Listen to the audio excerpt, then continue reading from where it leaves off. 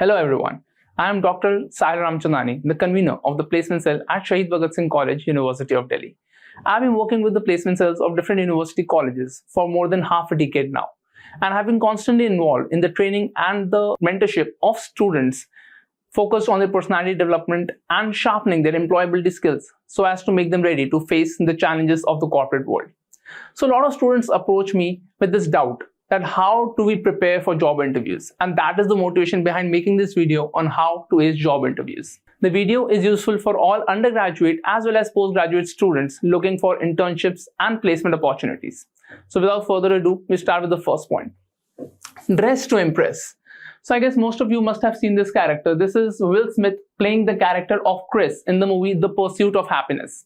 And this is how it turns out for his first interview in a stock brokerage firm. Though he gets selected because of his confidence and sense of humor, but he is not dressed as per the occasion.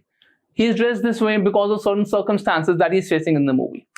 But this is how he turns up for his final interview. And that in itself shows us the importance of dressing up properly for the interview. Some key points that we must keep in mind include: wear a suit of a solid color, preferably navy blue, dark gray or black, which should be complemented by a white shirt or a shirt which is matching with the suit. The clothes should be clean and pressed properly. You should have a neat and professional hairstyle. Now this is a must. We cannot keep the same style that we are carrying for a party to an interview. So we have to maintain a very decent hairstyle for the interview. Next, have a clean shaven look. This is an important point for the guys. For the girls, they must ensure that they go light on the makeup, perfume and on the accessories. And lastly, to have trimmed nails. So these are some of the important points that we must keep in mind while we are dressing up for the interview. Next, then we have confidence is the key. So confidence is very important, because if you are confident in your interview, then half the battle is won there itself. So first point is be detached from the result. So as taught by Lord Krishna to Arjun during the Kurukshetra war, that कर्म कर फल की इच्छा मत कर, मतलब कि हमें अपनी प्रिपरेशन के ऊपर फोकस करना है. So जैसे कि जीतू भैया कहते हैं in Kota factory, celebrate the preparation itself. So we should be focused only on preparing and giving our 100%. Now what happens when we focus on the result? Firstly, the result is something which is not within our control. And secondly, when we are too much focused on the result, it leads to nervousness and tension. Because of that, we are not able to give our 100%. So therefore, we should just focus on preparing well and giving our 100%. जैसे कि बाबा रणछोड़ दास ने कहा है, excellence के पीछे भागो, कामयाबी झक मार के पीछे आएगी. तो मतलब कि अगर हम एक्सेलेंस को अचीव करेंगे, then success is bound to come. Next is dream big. It is very important to have big dreams in life. So write down your goals 1 year, 2 years and 5 years down the line, what you want to achieve and the way that you're looking to achieve those goals. Now this is very important, because then you read these goals on daily basis and evaluate whether are you on the right track or not. Now this is the law of attraction as well. Law of attraction, for those who haven't heard, says that if you nurture positive thoughts, then the universe will give you positive outcomes. However, if you nurture negative thoughts, then the universe will give you negative outcomes. Therefore, dream big and be very positive and optimistic about receiving the outcomes. Also, do not let anyone tell you that you can't do it. Do not surround yourself with pessimistic people, because whenever you are on your journey to achieve something big, you'll always be faced by people who are ready to criticize you. So do not pay any heed to them and move on in your journey, and just avoid such people, because they are the ones who will pull you down and bring down your confidence level. So it is very much important for you to not pay any heed to such people and go on your journey unhindered. Now this is a very important point. It says do not speak too fast or loud. Now what happens is, when you lose confidence or you are a little nervous in your interview, you start speaking too fast. Now what are the disadvantages here? First, now the interviewer knows that you are nervous. Second, he is not able to comprehend what you are saying because you're going too fast. Third, your brain is not getting enough processing time. Now what happens when the brain does not get the processing time? So you are not able to frame grammatically correct sentences, or you end up with a lot of pauses or gaps. So while you must have experienced this even when you are giving presentations or in the interviews before, that you have sometimes certain kind of gaps while you're talking, like and doubts like, and gaps like that. So what is the problem here? Because you're speaking too fast. On the other hand, if you're speaking slow, you give your brain enough processing time. So now you are more proactive and your brain processes in a proper manner, comes out with grammatically correct sentences, and the chances for such gaps and pauses reduces. Lastly, have a positive body language. So even before you start speaking in an interview, the first thing that comes into play is your body language. As we say, first impression is the last impression. Therefore, having a positive body language would be very important and crucial. So we can study that under the non-verbal communication. But here I'll just give you a few brief points of positive body language. First is walk in confidently with a warm smile on your face. Have a firm handshake. It should not be too loose or too tight. Also ensure that your palms or the hands are not sweaty. Then have a correct body posture. So the body posture should be correct. You should have a straight torso while you're sitting, and you should also try to maintain eye contact, broad shoulders. So this is an example of the kind of body posture that you should not be displaying as part of your interview. Right, so here we can see that each of them has having some or the other flaw as part of their body posture. The second last point is to maintain eye contact. Now, eye contact displays or demonstrates confidence. So if you're not looking in the eyes of the interviewer, it shows that you are underconfident or nervous. Again, you do not want to be staring at the interviewer, but again, maintaining constant eye contact is a must. And lastly, showcase interest. Now, how do you showcase interest as you speak is a different thing, but also you can showcase interest during through your body language. Like if the interviewer is talking, you can simply nod if you're understanding what he is saying, or you can lean a little forward at times, which shows that you are actually interested in the words of the interviewer. Then the next point is know your employer. Now, entering an interview is like entering a battlefield, and you do not want to enter a battlefield without knowing who your opponent is. So similarly, when you're going for an interview, you need to know each and everything about your employer. So what are the key points here we should keep in mind? First, do a comprehensive research conduct firstly a job analysis. So job analysis will have two parts. Firstly, the job description, which generally will be provided to you by the company itself, talking about the CTC, place of work, your role and responsibility working in the company. And the job specification, which basically talks about the eligibility criteria. For example, if there is an audit firm and they're looking to recruit students from commerce and economics, so other students will not be eligible. Or if there's a company which is looking to recruit language courses, looking for students of German and French, then only those students who are aware or have a language proficiency in these languages would be eligible and not others. Second, visit the company's website. So visiting the company's website is very important in order to understand its business and the products and the services that it sells. But you're looking for three most important things while you're visiting a company's website, and that is the vision of the company, the mission, and the values. Now, why is it important for us to know these things? Because we need to align ourselves with the company. Now, how do we align ourselves with the company? I'll be talking about in the next slide. Then find the company on social media, because there might be certain latest updates which you might not be able to trace on the website of the company. So those details you can get through the social media handles of the company. Like you can go on the Twitter, LinkedIn, Instagram IDs, etc. to get on the latest news and the developments that are taking place in the company. Next is check out the company review website. Now, checking the company review websites is a must, because here you are getting the employees' feedback. So this is an insider's view of the company's actual culture and actual treatment of its employees.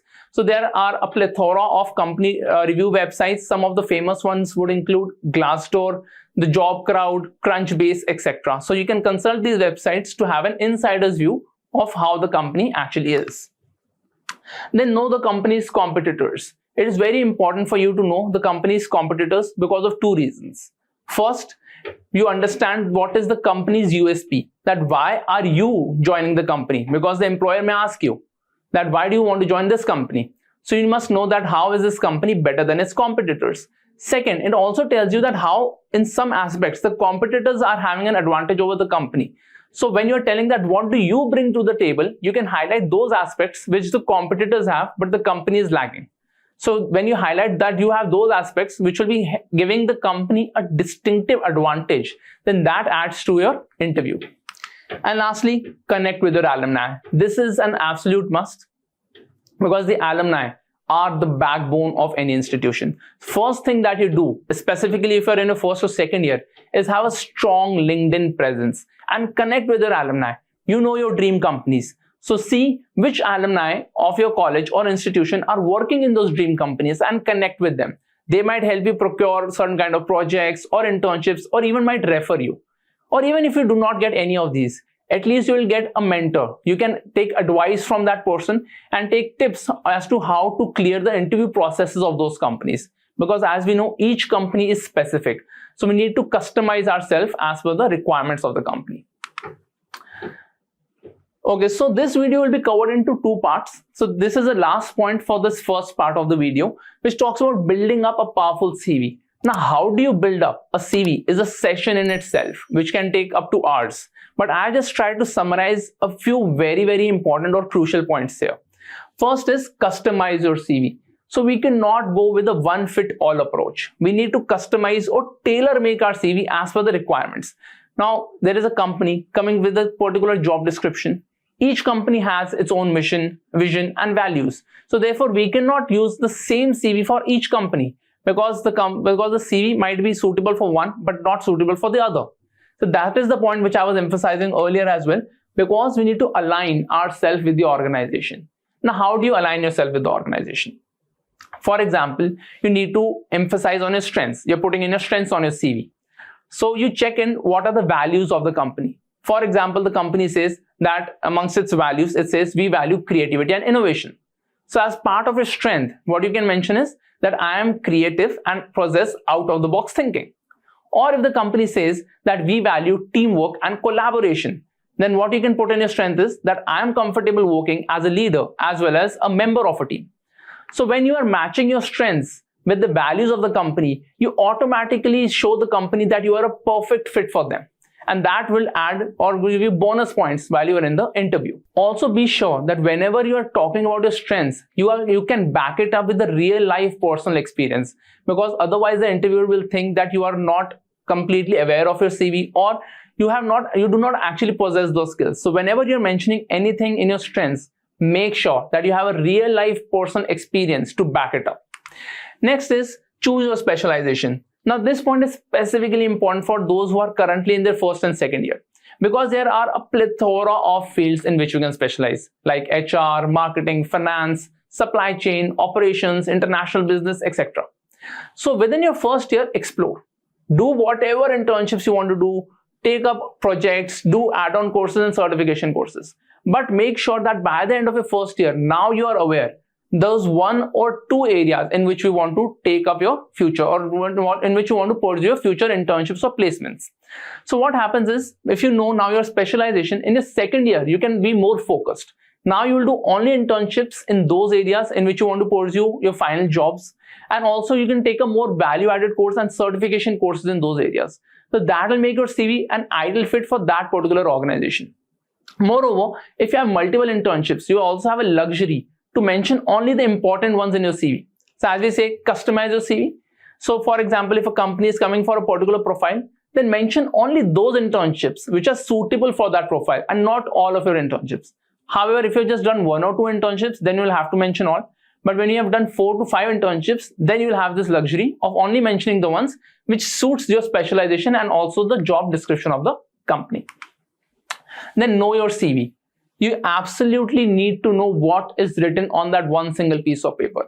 Each and everything written there, you should be able to completely defend. Even if it is your hobbies or an achievement that you have, something that you've gained 10 years before. If you have written it on your CV, you have to know how to defend it. Also make sure that you do not lie on your CV.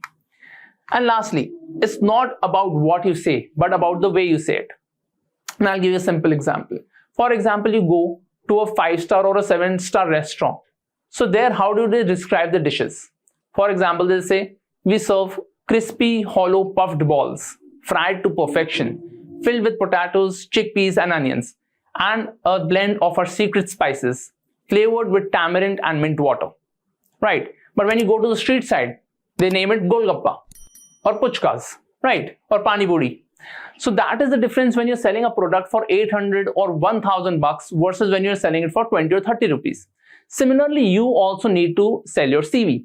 So there must be language proficiency in terms of what you've written on your CV as well as in the way you speak. So you can use various AI tools for paraphrasing your CV. And I'll give you an example again, this time for your CV. For example, if you're working with the placement cell of a particular organization or an institution. So one person writes in his KRAs, that is the key responsibility areas, that okay, we conduct internship drives, we conduct placement drives, we conduct seminars, webinars, workshops, etc. for the students. On the other hand, the other person writes that we bridge the gap between the corporate and academia by offering placement and internship opportunities for our students. Or he writes that we provide a platform for the students for corporate interaction by organizing webinars, seminars, and workshops with prestigious corporate personalities and alumni. Now, both of these two students are doing the same thing, but the way that they've written it on their CV is the thing that would create an impact.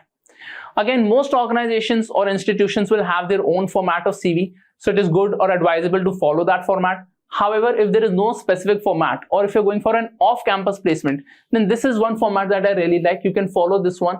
Apart from the email and the phone number, you can also mention your LinkedIn ID. That on the extreme right hand side, you can also attach the logo of your university or the college. And this covers more or less all the important things that should be there on the CV. Again, there are a plethora of templates, but this is the one that I really like. So if there is no specific instructions from your institution, you can follow this one. So this was the first part of the video. I hope you liked it and you will use these tips as part of your interview processes. Let us know your feedback in the comment section and stay tuned for the second video. Thank you.